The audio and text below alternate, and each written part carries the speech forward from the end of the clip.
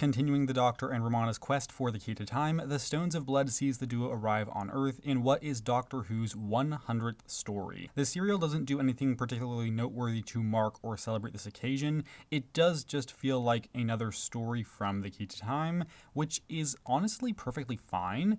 However, it would have been nice to do just a little something as an acknowledgement of this landmark in the show, and as it turns out, there was a scene planned in which the Doctor would receive a cake for his 751st birthday, and yeah, he was 756 literally 2 stories ago, so I know that doesn't really add up.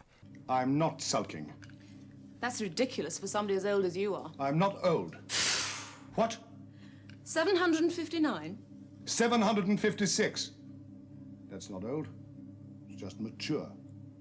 You've lost count somewhere. But as is noted, maybe he's lost track of his age, like who's really to say? So this cake would have been a surprise from Romana and K9, and this would have been accompanied by a present in the form of a new scarf, identical to the one he already has.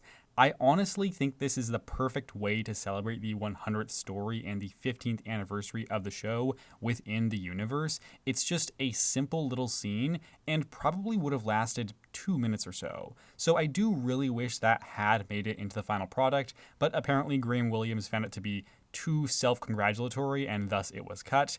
I just think that's such a shame because it would have been a nice little scene to have in there, but ultimately it's not a big deal. One of the main things this story has going for is the setting, which I am a big fan of. Right from the beginning, the Doctor and Romana come out to a very cloudy and grassy area in Britain, where they find not Stonehenge. And I just think this gray aesthetic works well, and the setting is quite nice, and is complementary to both the day and night scenes. There is genuinely a fair amount of atmosphere here, the backdrop of the night and this house, as the Doctor and Romana are uncertain of the threat they face. It's not great, but it's effective in communicating a mood, and that keeps the episode engaging throughout. The pacing is decent in this one. I don't think it's as strong in this aspect as the Pirate Planet or the Ribos Operation, but for the first half, it is pretty consistently entertaining and the story does feel like it's moving. Once you get into the back half of this, while I was still entertained, it takes a bit of a dip in its flow.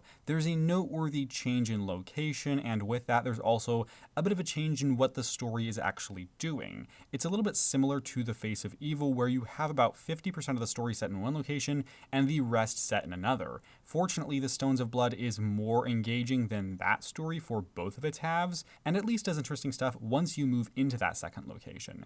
The Doctor and Romana are still a really fine duo. K9's here as well, but he just doesn't play as active of a role as he did previously, and our Time Lords continue to be a thoroughly unique and delightful duo. It's fun to see them interact, as their dialogue bouncing off of one another is always on point.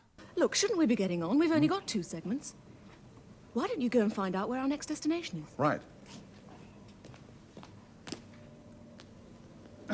Romana, I've just decided to go and find out where our next destination is. Oh.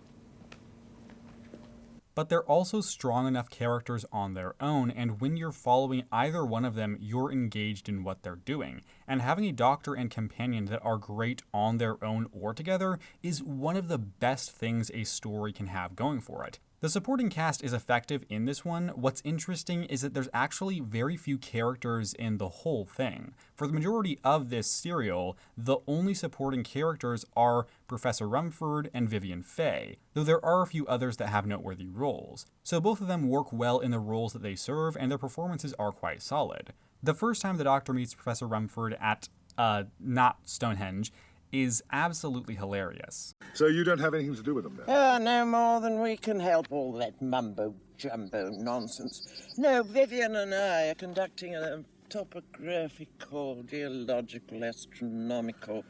How would I see this, Mr. De Vries? His reaction to her droning on about something he clearly does not care about is just so damn funny to me, and a highlight from the comedic side of this serial. And this one is absolutely an amusing story, as with the previous Key to Time adventures. There's a lot of fun to be had here with the dialogue, which is just so entertaining throughout. And though K9 isn't essential for this one, he still gets his moments.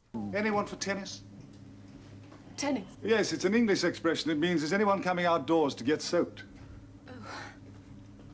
K9, what is tennis? Real, lawn, or table, mistress? Never mind. Forget it. Forget. Erase memory banks concerning tennis. Memory erased. There is a cult in this story as well, which I do feel adds a great deal to the dark atmosphere at times. Seeing the creepy stuff they get up to is honestly kind of fun to watch, as it is mixed in with a rather fun and atmospheric serial. I think this story succeeds in its balance of these darker and more comedic elements a lot better than The Mask of Mandragora from 2 years ago, because where the elements in that one just didn't quite mesh right with me, this time around I feel as though what is shown on screen complements the surrounding elements, especially in the first half, as things do make a bit of a shift partway through. At this point, I will be giving you a spoiler warning for this story. If you haven't seen The Stones of Blood, you can skip to the time shown on screen to avoid these spoilers, and if you don't mind them, then we will continue from here. Doctor? Where are you? Romana! Doctor! What's the matter? No, no! The literal cliffhanger is bizarre. It's genuinely really strange. Now, I don't care too much about weak cliffhangers given that they pop up fairly frequently in Doctor Who, but the way this one is edited and presented just comes across as so bizarre to me. I suppose the implication is that Romana sees the Doctor and stumbles off the cliff, but because she's stumbling off a cliff that she knows is there, I mean, it just doesn't work. As it turns out, this was originally intended to end with Césaire, disguised as the Doctor, pushing her off the cliff, and I just think this would have worked so much better because in all likelihood, it wouldn't have looked nearly as clunky on screen because it doesn't end with her backing up and tripping off the edge of a cliff. But also, it would have been an actually intriguing cliffhanger, which this one just isn't. Apparently Tom Baker thought this was a bit too dark for the children in the audience, and maybe he was right, but I still would have liked to see it. Once we go up to hyperspace, everything that's going on up there feels completely different to what is happening on Earth. I was still interested in it, and found it to be engaging, but it was a little more clunky in its execution than the story had been up to that point, which was a bit of a shame. I mean, for one thing, we do keep cutting back to Amelia and K9, and every time that happened, it just felt like trying to figure out how to fill out the time in these last two parts. It wasn't all that interesting, though K9 did have his moments in those scenes as well. How's that, K9? You have now linked the alpha circuit to the sign interface. I have. Is that all right? Affirmative. Oh, it's not so difficult after all. Continue. Also, K9 was out of commission for a decent bit of this one, which is a tad bit disappointing given that I do quite like that character, but I understand that there's plenty of reasons why that happens, so obviously I'm not making a big deal out of it. It is what it is. All of the stuff with the Doctor defending himself against the Ogre, I did find to be legitimately entertaining, and I liked what we got out of that part of the story. It was a shame that it didn't have the atmosphere of the first half of this one, or the pacing, but I still enjoyed it, especially when the Doctor pulled out this wig from absolutely nowhere.